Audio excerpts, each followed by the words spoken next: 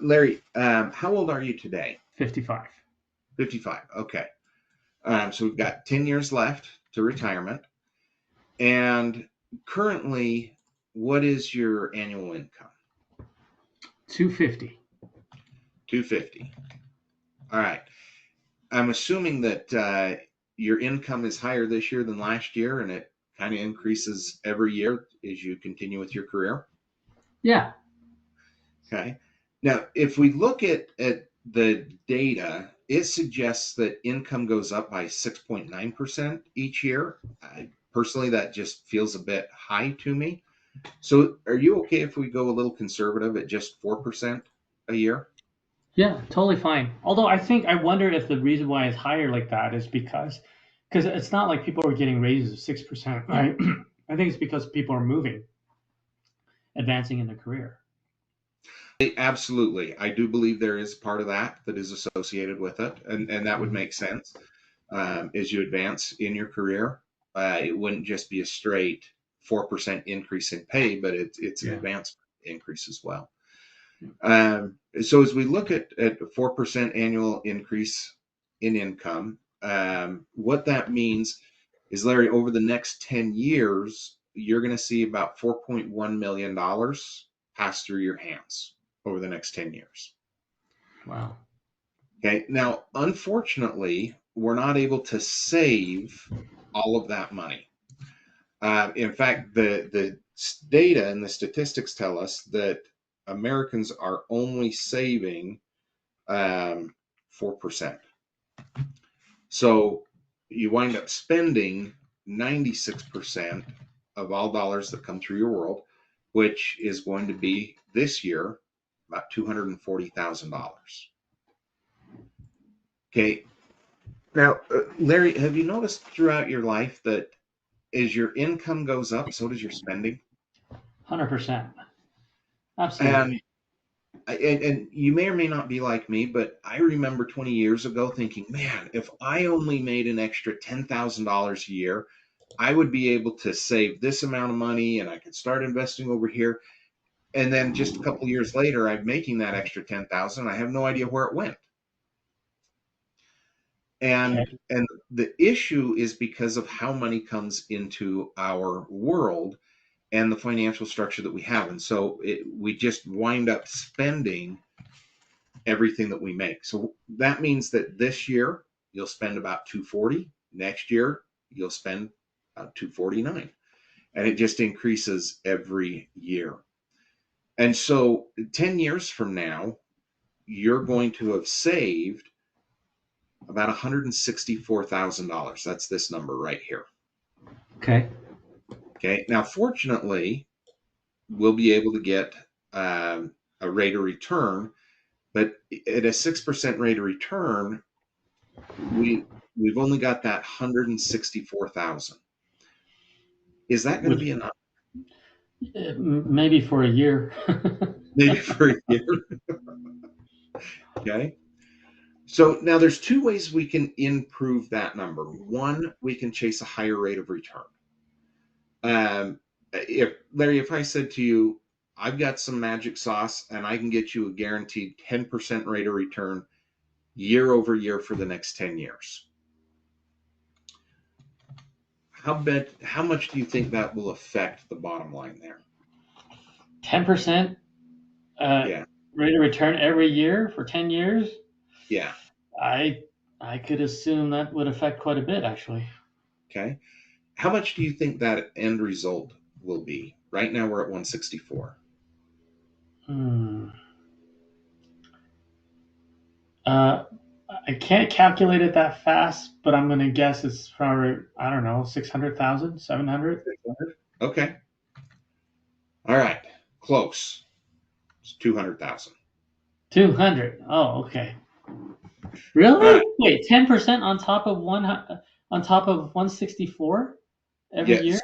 Yep. So here's what we're looking at. If we have zero rate of return on the dollars you've saved, you're going to capture 120,000.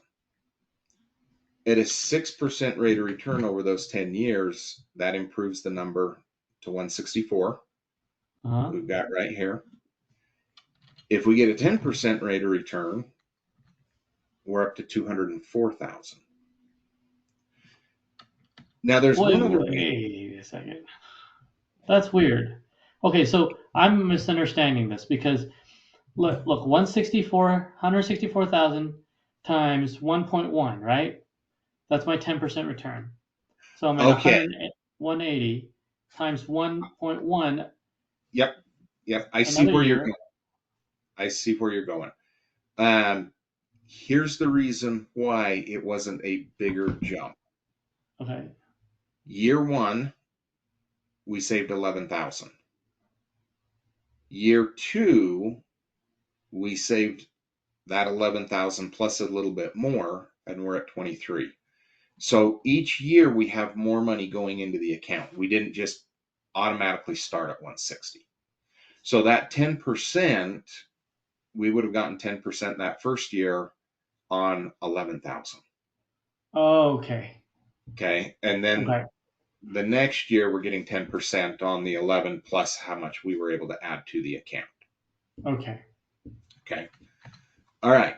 So the second thing that we can do to influence the end result of your account is if we design an intentional cash flow structure where we put a little bit of constraint on the increased spending.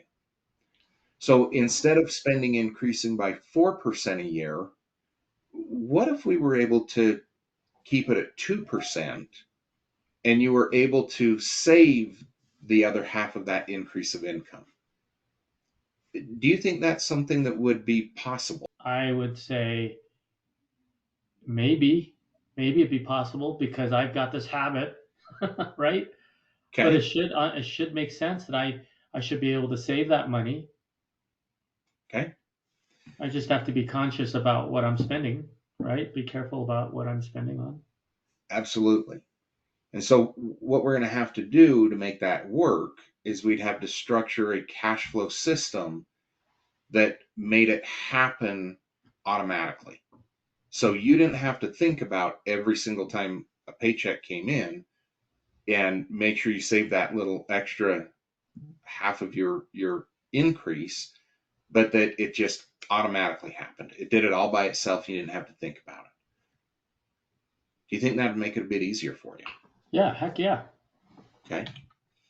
All right. So if we were able to capture half of each year's increase, how much more do you think we might have in that account at the end of 10 years? What do you think that end number would be? I don't know. I don't know. You tell me.